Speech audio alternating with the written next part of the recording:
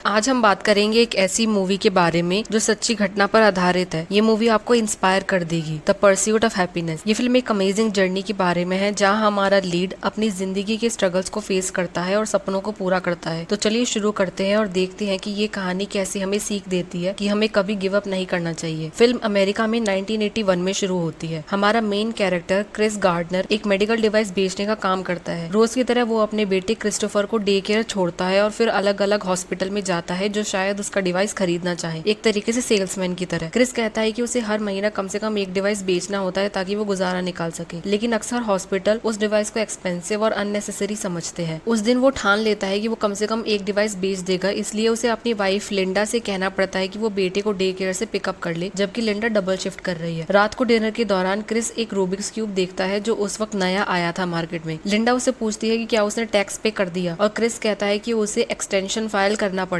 ये सुनकर लिंडा और स्ट्रेस हो जाती है और फिर काम पर चली जाती है। लिंडा के जाने के बाद क्रिस रूबिक्स क्यूब सॉल्व करने की कोशिश करता है और उसे काफी इजी लगता है। अगली सुबह क्रिस एक बिजनेसमैन को अच्छी कार के साथ देखता है। क्रिस उससे पूछता है कि वो क्या काम करता है और बिजनेसमैन कहता है कि वो स्टॉक ब्रोकर है। क्रिस कहता है कि इस जॉब के लिए हाई एजुकेशन चाहिए होती है क्या? बिजनेसमैन बोलता है कि जरूरी नहीं, बस मैथ और सोशल स्किल्स का होना जरूरी है। इस इंटरेक्शन के बाद क्रिस कहता है कि जो लोग उसके आसपास इतने खुश हैं वो क्यों ऐसा नहीं बन सकते। सुबह क्रिस लिंडा को बताता है कि वो शाम को 6 बजे घर आएगा क्योंकि वो स्टॉक ब्रोकर बनने के लिए अप्लाई करने जा रहा है। लिंडा को ये आइडिया बेकार लगता है जो कि क्रिस को अच्छा नहीं लगता। दोनों के बीच झगड़ा होता है और लिंडा कहती है कि उनको 2 महीने का रेंट देना है अभी, और तुम ये सब कर रहे हो। फिर क्रिस एक ब्रोकरेज फर्म में अप्लाई करने जाता है, लेकिन वो अपना मेडिकल डिवाइस एक स्ट्रीट परफॉर्मर को छोड़ देता है क्योंकि वो अंदर डिवाइस लेकर नहीं जाना चाहता। क्रिस अपनी लाइफ के इस पार्ट को स्टूपिड कहता है। जब वो एप्लीकेशन फॉर्म को अप्लाई कर रहा होता है तब उसे देखने को मिलता है कि स्ट्रीट परफॉर्मर डिवाइस लेकर भाग रहा है। क्रिस तुरंत एप्लीकेशन फॉर्म लेकर भागता है, लेकिन स्ट्रीट परफॉर्मर ट्रेन में चढ़ जाता है। अगली सुबह क्रिस लिंडा को वादा करता है कि वो डिवाइस बेच देगा। वो क्रिस्टोफर को डे केयर छोड़ता है और उसे कहता है कि हैप्पीनेस की स्पेलिंग में वाई नहीं आई आता है, जो कि डे केयर की वॉल्स पे लिखा है। वो अपने बेटे को अपना निकनेम 10 गैलन हेड बताता है क्योंकि वो टेक्सास से है और वहाँ लोग बड़ी बड़ी काउबॉय हेड पहनते हैं। फिर क्रिस स्टॉक ब्रोकिंग फर्म में जाता है जहाँ वो इस आदमी जे से मिलता है और अपना एप्लीकेशन फॉर्म इसको देता है, लेकिन उनकी मीटिंग काफी छोटी होती है क्योंकि जे काफी बिजी होता है। एप्लीकेशन फॉर्म ड्रॉप करने के बाद क्रिस देखता है कि वो स्ट्रीट परफॉर्मर और उसका दोस्त डिवाइस लेकर जा रहे हैं। क्रिस गुस्से में उनका पीछा करता है और कहता है कि उसने अपनी लाइफ सेविंग्स इस डिवाइस पर खर्च किए हैं, इसलिए एक डिवाइस खोना 1 महीने की ग्रोसरीज के बराबर है। क्रिस उन दोनों को चेस करता है। चेस के बाद क्रिस अपना डिवाइस वापस ले लेता है, लेकिन अब उसके पास 2 डिवाइसेस है, जबकि उसने लिंडा को प्रॉमिस किया था कि वो डिवाइस बेच देगा, बट अब उसके पास 2 डिवाइस है। उसी दिन शाम को लिंडा देखती है कि क्रिस डिवाइस नहीं बेच पाया और वो बहुत डिसअपॉइंटेड होती है। उसी दिन उनके बेटे का बर्थडे भी होता है। उनके बेटे को बर्थडे पर बास्केटबॉल देने के बाद क्रिस लिंडा से डिवाइसेस के बारे में बात करता है, लेकिन लिंडा सुनने को तैयार नहीं होती। नेक्स्ट सीन में क्रिस जे से टैक्सी वेट करते हुए मिलता है। क्रिस उससे बताता है कि उसने 1 महीने पहले एप्लीकेशन फॉर्म सबमिट किया था, लेकिन जे कहता है कि वो कहीं जा रहा है और अभी बिजी है। क्रिस इस मौके का फायदा उठाता है और कहता है कि वो भी वहीं जा रहा है जहाँ जे जा रहा है, ताकि क्रिस को जे से बात करने का मौका मिल जाए। दोनों एक ही टैक्सी में चलते हैं। टैक्सी के अंदर जे रूबिक्स क्यूब सॉल्व कर रहा होता है और क्रिस अपनी स्किल्स और पर्सनैलिटी के बारे में बात करता है। जे रूबिक्स क्यूब सॉल्व नहीं कर पा रहा था तो क्रिस बोलता है कि क्या मैं ट्राई करूं। क्रिस कार में वो रूबिक्स क्यूब सॉल्व करने की कोशिश करता है। जैसे ही जे टैक्सी से उतरने वाला होता है क्रिस वो क्यूब सॉल्व कर देता है। इससे जे काफी इम्प्रेस हो जाता है। जे क्रिस को वहाँ छोड़ देता है और क्रिस को टैक्सी का किराया भरना पड़ता है, बट उसके पास पैसे नहीं होते। एक रेड लाइट पर क्रिस भाग जाता है और ट्रेन पकड़ लेता है, लेकिन जैसे ही वो ट्रेन में एंटर करता है ट्रेन का गेट बंद हो जाता है और उसके हाथ से डिवाइस वहीं छूट जाता है। उस दिन क्रिस लिंडा को फोन करके सॉरी कहता है कि वो टाइम पर नहीं आ पाया क्रिस्टोफर को डे केयर से लेने के लिए। लिंडा जो पहले ही गुस्से में होती है क्योंकि उसने अपनी शिफ्ट मिस की, कहती है कि वो क्रिस्टोफर को लेकर जा रही है। क्रिस घर आकर देखता है कि उसकी वाइफ और बेटा चले गए हैं। तभी उसे जे का कॉल आता है जो उसे अपनी सेक्रेटरी का नंबर लिखने को कहता है ताकि वो कल बात कर सके। कोई पेन और पेपर ना मिलने पर क्रिस नंबर याद करता है और एक पास के स्टोर में जाकर वो नंबर पेपर पर लिखता है। अगली सुबह क्रिस लिंडा से मिलता है जब वो बेटे को डे केयर छोड़ रही होती है। लिंडा कहती है कि वो अब खुश नहीं है और क्रिस को उसे छोड़ने के लिए कह देती है, लेकिन क्रिस कहता है कि क्रिस्टोफर अपने पापा के साथ ही रहेगा। उसी दिन बाद में क्रिस अपने बेटे को घर ले आता है। रात को मकान मालिक क्रिस से रेंट मांगता है और क्रिस उससे रिक्वेस्ट करता है कि वो थोड़े दिन और रुकने दे ताकि वो पेमेंट कर सके। मकान मालिक मान जाता है और 10 दिन और रुकने के लिए कह देता है। साथ ही क्रिस को मकान को पेंट करने के लिए भी कहता है। अगले दिन जब क्रिस दीवारों पर व्हाइट पेंट कर रहा होता है तब दरवाजे पर खटखटाने की आवाज सुनाई देती है। डोर खोलने पर क्रिस को 2 पुलिस वाले मिलते हैं जो उसे पुलिस स्टेशन ले जाते हैं क्योंकि उसने पार्किंग टिकट के पैसे नहीं दिए थे। क्रिस पार्किंग टिकट पे करता है और पुलिस ऑफिसर कहता है कि वेरिफिकेशन सुबह 9:30 बजे होगा। क्रिस के पास अब और कोई ऑप्शन नहीं था, इसलिए उसने लिंडा को फोन किया ताकि वो उनके बेटे को ध्यान रख सके जब वो पूरे दिन के लिए बाहर है। लिंडा ने मान लिया, लेकिन इस कंडीशन पर कि वो बेटे को देर से वापस घर लेकर आएगी। क्रिस को रात भर पुलिस स्टेशन में रहना पड़ता है। अगली सुबह क्रिस स्टॉक ब्रोकर कंपनी के इंटरव्यू के लिए भागता है। उसके पास कपड़े बदलने का समय नहीं था, इसलिए वो वही कपड़े पहने हुए गया जो उसने पिछले दिन पहने हुए थे। वहाँ जाके क्रिस देखता है कि पैनल थोड़ा डिसअपॉइंटेड लग रहा है। क्रिस पैनल को बिना कुछ झूठ बोले बताता है कि उसे कल अरेस्ट किया गया था पार्किंग टिकट्स नहीं भरने के लिए। इंटरव्यू के दौरान मिस्टर फ्रोहम जो कि हेड है निराश लगते हैं, लेकिन आखिर में क्रिस पैनल को इम्प्रेस करने में कामयाब होता है। उसके बाद जे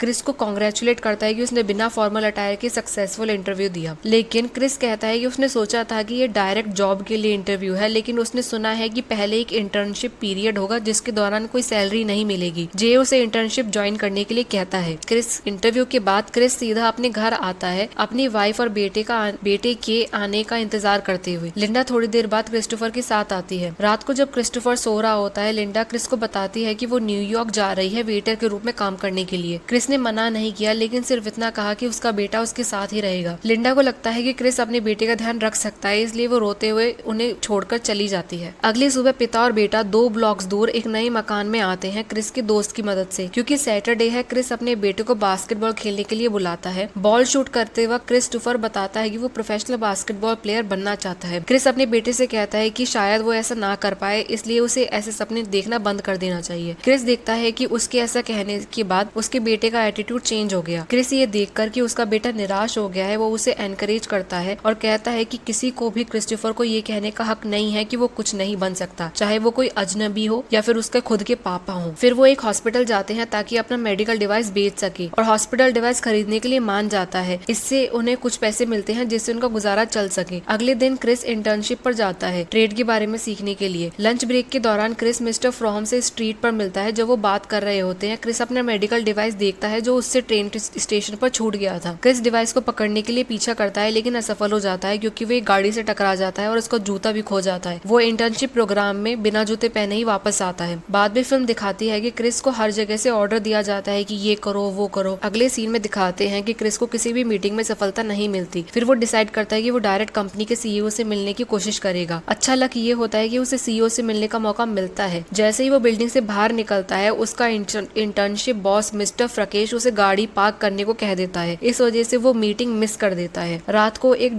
डाइनर में खाना खाते वक्त क्रिस अपने बेटे से कहता है कि वो कल शायद एक फुटबॉल गेम देखने जाएंगे। अगली सुबह क्रिस सीईओ मिस्टर रिबन के घर जाता है। वो मिस्टर रिबन से पहले मीटिंग मिस करने के लिए सॉरी कहता है। मिस्टर रिबन कहते हैं कि वो फुटबॉल गेम देखने जा रहे हैं और क्रिस और उसके बेटे को भी इनवाइट करते हैं। क्रिस और क्रिस्टोफर मिस्टर रिबन और उसके बेटे के साथ गेम देखने चले जाते हैं। गेम के दौरान मिस्टर रिबन क्रिस को बताते हैं कि वो उसे पसंद करता है, लेकिन उसका ऑफर एक्सेप्ट नहीं कर सकता। इसके बावजूद क्रिस को मिस्टर रिबन और उसके बिजनेसमैन फ्रेंड्स के साथ बात करने का मौका मिलता है। चीजें ठीक चल रही थी, लेकिन एक दिन सब कुछ बदल गया जब इनकम टैक्स डिपार्टमेंट ने क्रिस के बैंक अकाउंट से कुछ पैसे ले लिए टैक्स ना भरने के जुर्म में। इस वजह से क्रिस अब बिल्कुल कंगाल हो गया। थोड़े पैसे के लिए क्रिस अपने दोस्त से पैसे मांगता है जो उसने अपने दोस्त को उधार दिए थे, लेकिन उसका दोस्त समझता है कि पैसे का हिसाब किताब तभी हो गया जब उसने क्रिस और उसके बेटे को नए मकान तक गाड़ी में छोड़ा था। इस बात से क्रिस गुस्सा हो जाता है और उसका दोस्त उसके सामने दरवाजा बंद कर देता है। उस दिन के बाद क्रिस को फिर से अपना वही डिवाइस मिलता है जो उससे पहले छूट गया था। वो तुरंत हर जगह जाके डिवाइस बेचने की कोशिश करता है, लेकिन पता चलता है कि डिवाइस तो टूटा हुआ है।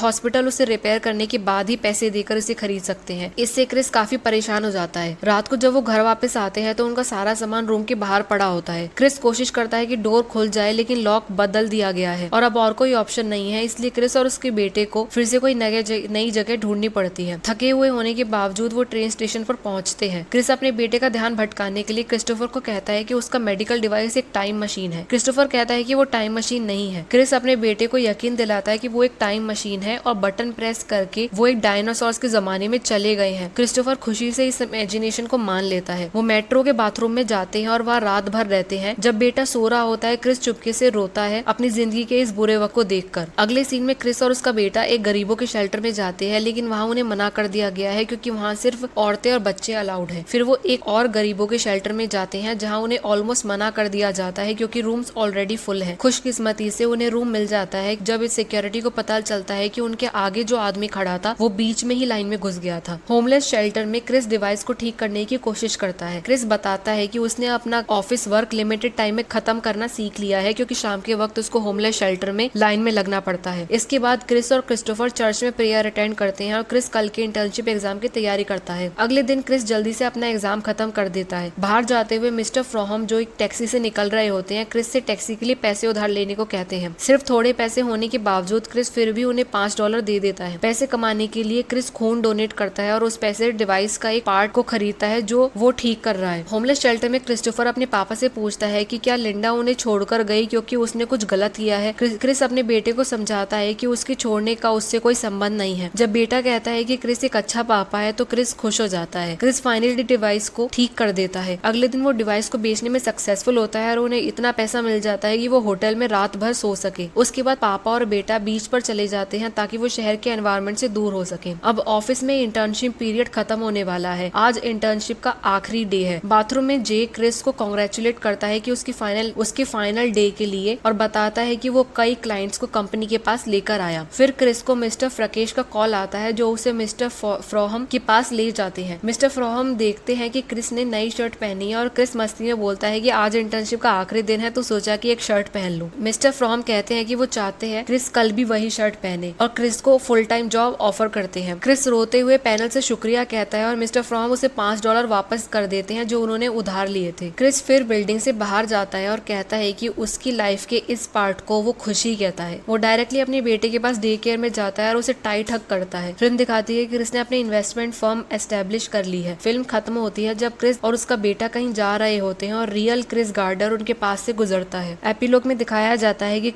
कंपनी में क्रिस ने एक $multi-million डील सिक्योर कर ली थी। तो ये थी परस्यूट ऑफ हैप्पीनेस की कहानी। क्रिस गार्डनर की जिंदगी का ये सफर हमें सिखाता है कि चाहे कुछ भी हो, सपने पूरे करने की राह हमेशा मिलती है। अगर आपको ये वीडियो पसंद आई और आपको मोटिवेशन मिली तो लाइक जरूर करें, सब्सक्राइब करें और बेल आइकन दबाएं ताकि आपको ऐसे और भी वीडियोस मिलते रहे। Thank you.